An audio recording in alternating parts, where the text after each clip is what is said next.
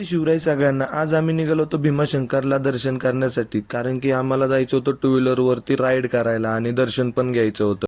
त्यासाठी मी एकटाच होतो आणि ओमकार आणि निखिल एका गाडी होते, कारण की महेश भाऊ माझ्या गाडीवर बसणार होता। महेश भाऊला पिक केलं आणि आम्ही पेट्रोल टाकण्यासाठी थांबलो। गाड्यांची टाकी तर फुल केल्या, त्यानंतर आम्ही थांबलो कॉफी वगैरे पिण्यासाठी। आणि सकाळ सकाळी असं मस्त वातावरण झालं होतं, धुकं वगैरे एकदम छान वाटत होतं। बघा कसलं भारी वाटते। त्यानंतर थोडंफार आम्हाला नाश्ता वगैरे करायचा होता। नाश्ता वगैरे करण्यासाठी मी घेतलं होतं उपीट आणि बाकीच्यांनी पोहे। तिथून आम्ही भीमाशंकरच्या वाटेला लागलो।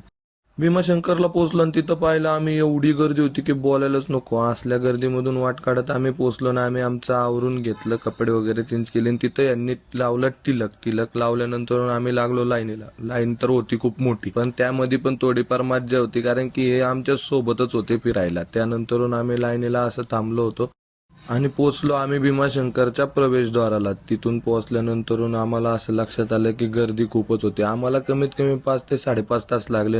ज्योतिर्लिंगाचं दर्शन एक नंबर झालं। 12 ज्योतिर्लिंगापैकी एक ज्योतिर्लिंग असलेलं आम्ही ते पूर्ण केलं आणि तिथून आम्ही राजगुरुनगरला पोहोचलो। राजगुरुनगरला आम्ही जेवण वगैरे केलं ना आम्ही निघालो पुण्याच्या दिशेने जायला। तिथं नंतर सगळ्यांना टाटा बाय बाय करत मी माझ्या घरी पोहोचलो।